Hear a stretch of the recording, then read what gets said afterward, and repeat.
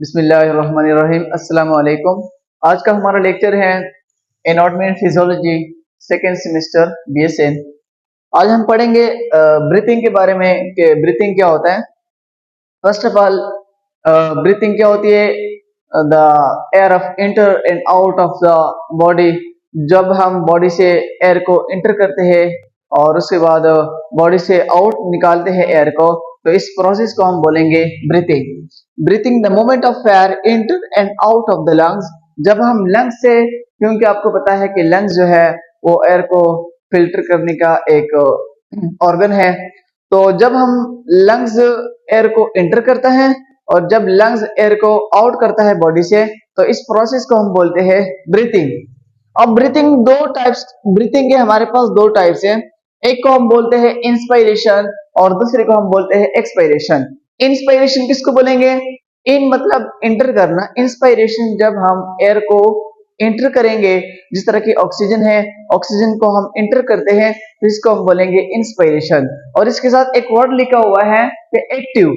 अब ये जो इंस्पायरेशन होगा जब हम एयर को इंटर करेंगे तो ये एक्टिव प्रोसेस के जरिए होगा। एक होता है एक्टिव प्रोसेस, एक होता है पैसिव प्रोसेस। अब एक्टिव प्रोसेस वो प्रोसेस है जिसके अंदर हम एनर्जी को यूटिलाइज करेंगे, एनर्जी को हम यूज करेंगे। तो जब भी हम एयर को एंटर करेंगे तो इस टाइम पे हम एनर्जी को यूज करेंगे, तो इस प्रोसेस को बोलते हैं एक्टिव प्रोसेस। और इसको हम क्या बोलेंगे? Inspiration, the air inter of air. दूसरा जो है एक्सपायरेशन है, एक्सपायर करना, एयर को आउट निकालना बॉडी से। जब हम एयर को बॉडी से आउट करते हैं, बाहर निकालते हैं, तो इस प्रोसेस को हम बोलते हैं एक्सपायरेशन। और ये एक्सपायरेशन किस प्रोसेस के जरिए होता है? ये पैसिव प्रोसेस के जरिए होता है। मतलब जब हम एयर को बॉडी से आउट निकालते हैं तो इस टाइम पे हमें कोई भी एनर्जी रिक्वायर नहीं होती, हम कोई भी एनर्जी यूज नहीं करते, तो इसलिए हम इसको बोलते हैं कि ये क्या है? ये एक पैसिव प्रोसेस है और ये एक एक्टिव प्रोसेस है। अब उसके बाद जो ब्रीथिंग है, मसल यूज इन ब्रीथिंग। अब कुछ मसल्स है जो ब्रीथिंग के अंदर यूज होते हैं, ब्रीथिंग करने में हेल्प आउट करते हैं। उसके अंदर हमारे पास दो मसल्स आते हैं। एक मसल्स को हम बोलते हैं इंटरकोस्टल मसल्स और दूसरे को हम बोलते हैं डायफ्राम।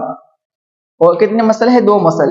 अब इंटरकोस्टल मसल क्या होते हैं? इंटरकोस्टल मसल जो होते हैं ये पेयर 11 पेयर होते हैं। मतलब हमारे जो रिब्स होते हैं वो 12 पेयर होते हैं। अब जो रिब्स होते हैं, ये एक रिब्स है, ये दूसरा रिब्स है, ये दो रिब्स के दरमियान एक मसल प्रेजेंट होता है जिसको हम बोलते हैं इंटरकोस्टल मसल। जिस तरह के ये एक रिब्स है, उसके बाद ये दूसरा रिब्स है, तो इनके दरमियान क्या होता है? एक मसल प्रेजेंट होता है और इस मसल को बोलेंगे इंटरकोस्टल मसल। तो इस तरह 12 पेयर्स ऑफ रिब्स होते हैं। तो 12 पेयर्स ऑफ रिब्स के अंदर ही क्या होते हैं? इंटरकोस्टल मसल प्रेजेंट होते हैं। तो टोटल इंटरकोस्टल मसल कितने पेयर्स होते हैं? 11 pair of intercostal muscle 12 pair of ribs के स्पेसेस के दरमियान प्रेजेंट होते हैं। ये तो हो गया इंटरकोस्टल मसल। अब उसके बाद है diaphragm. Diaphragm dome shape muscular structure. Diaphragm क्या होता है? फर्स्ट ऑफ ऑल तो ये डोम शेप का होता है और मस्कुलर स्ट्रक्चर है, मतलब ये मसल से बना होता है। डायफ्राम मसल से बना होता है और ये डोम शेप का होता है। दूसरा इसका क्या है कि ये सेपरेट करता है थोरेसिक कैविटी को एब्डोमिनल कैविटी। बहुत इंपॉर्टेंट पॉइंट है कि वो कौन सा मसल है या वो कौन सा पार्ट है जो एब्डोमिनल कैविटी को थोरेसिक कैविटी से सेपरेट करता है, वो है डायफ्राम। अब जो इंटरकोस्टल मसल है वो उनके मजीद टू पार्ट्स है। एक को हम बोलते हैं एक्सटर्नल इंटरकोस्टल मसल, दूसरे को हम बोलते हैं इंटरनल इंटरकोस्टल मसल। अब एक्सटर्नल इंटरकोस्टल मसल कौन सा मसल होता है? जो सुपरफिशियल होता है, जो आउटसाइड पे होता है। एक होता है रिब्स के आउटसाइड पे, एक होता है रिब्स के इनसाइड पे। अब जो रिब्स के आउटसाइड पे होता है उसको हम बोलते हैं एक्सटर्नल इंटरकोस्टल मसल, और जो इंटरनल साइड जो डीपली प्रेजेंट होता है रिब्स के अंदर उसको हम बोलेंगे इंटरनल इंटरकोस्टल मसल, हम उसको बोलेंगे। अब एक्सटर्नल इंटरकोस्टल मसल तो पहले पहले सुपरफिशियली प्रेजेंट होता है and originate lower border of ribs. अब जो रिब्स के जो लोअर बॉर्डर होते हैं ना, लोअर पार्ट होता है रिब्स के, वहां से ये स्टार्ट होता है एक्सटर्नल इंटरकोस्टल मसल। ये जो रिब्स के जो एक्सटर्नल जो बॉर्डर होते हैं, वहां से लोअर जो बॉर्डर होते हैं वहां से स्टार्ट होता है। और दूसरा क्या है? ये हेल्प इन इंस्पायरेशन। जो एक्सटर्नल इंटरकोस्टल मसल है ये इंस्पायरेशन में हेल्प आउट करते हैं, जिसको हम इनहेलेशन भी बोलते हैं। जब हम एयर को इंटर करते हैं तो इस टाइम पे जो एक मसल है जो हेल्प आउट करता है, उस मसल को हम बोलेंगे एक्सटर्नल इंटरकोस्टल मसल। दूसरा मसल जो है वो है इंटरनल इंटरकोस्टल मसल। ये डीप इनसाइड एक्सटेंड, मतलब ये क्या होता है एक्सटर्नल, ये एक्सटर्नल के बिल्कुल इनसाइड पे होता है, डीपली प्रेजेंट होता है क्रॉस एट राइट एंगल। और ये कौन सी साइड पे प्रेजेंट होता है, ये राइट एंगल पे प्रेजेंट होता है, राइट एंगल। और तीसरा पॉइंट इसका क्या है कि ये हेल्प इन एक्सपायरेशन। हमने एक्सटर्नल इंटरकोस्टल मसल ये पढ़ा कि वो हमें इनहेलेशन में हेल्प आउट करता है, और जो इंटरनल इंटरकोस्टल मसल है ये एक्सपायरेशन में हेल्प करता है। जब हम एयर को आउट करते हैं, बॉडी से बाहर निकालते हैं, तो इस टाइम पे कौन सा मसल हमें हेल्प आउट करता है, वो मसल है internal intercostal muscle help out करता है। अब मैकेनिज्म ऑफ ब्रीथिंग जो है वो दो है, एक को हम बोलते हैं इंस्पायरेशन और दूसरे को हम बोलते हैं एक्सपायरेशन। अब इंस्पायरेशन क्या होता है, इंस्पायरेशन तो फर्स्ट ऑफ ऑल जो हम एयर को इंटर करते हैं, और एक्सपायरेशन में हम क्या करेंगे, एयर को आउट करेंगे, बॉडी से बाहर निकालेंगे। अब इंस्पायरेशन में फर्स्ट ऑफ ऑल क्या होगा, diaphragm and intercostal muscle contract. जब हम एयर को इंटर करेंगे तो फर्स्ट ऑफ ऑल इसका पॉइंट ये है कि जो हमारे पास इंटरकोस्टल मसल्स होते हैं और डायफ्राम होते हैं, ये दोनों कॉन्ट्रैक्ट होंगे।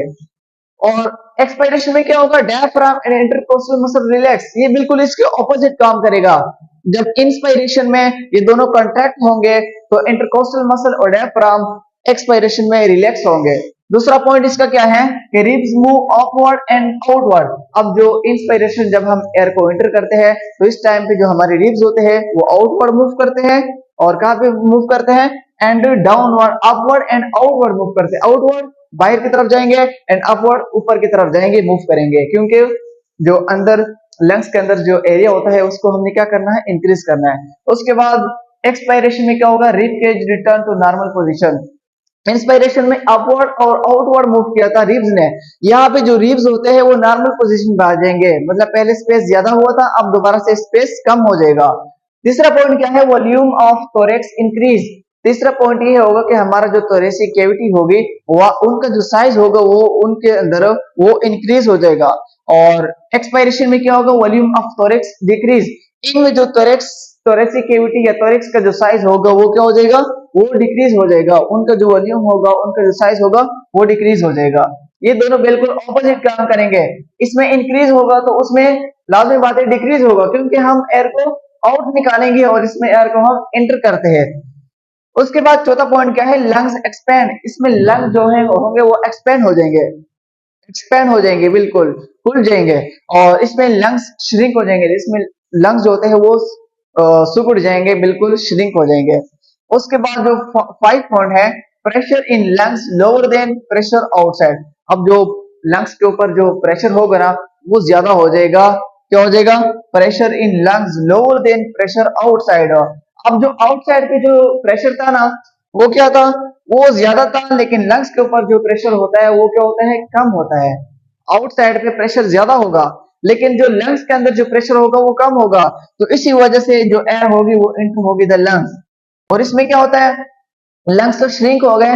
अब इसमें pressure in lungs is higher than pressure outside. अब जो आउटसाइड पे प्रेशर होगा वो कम होगा, लेकिन जो लंग्स के ऊपर जो प्रेशर होगा वो ज्यादा होगा। इसमें लंग्स के ऊपर प्रेशर ज्यादा होगा, आउटसाइड पे कम होगा, तो इसी वजह से हम क्या करेंगे, प्रेशर को बॉडी से आउट निकालेंगे, the air out the lungs. इसी वजह से हम एयर को बॉडी से आउट निकालते हैं, लंग से हम उसको बॉडी से बाहर निकाल देते हैं। ये तो था हमारे पास इंस्पायरेशन और एक्सपायरेशन का प्रोसेस। इसके बाद हम पढ़ेंगे इंशाल्लाह गैसेस एक्सचेंज के बारे में।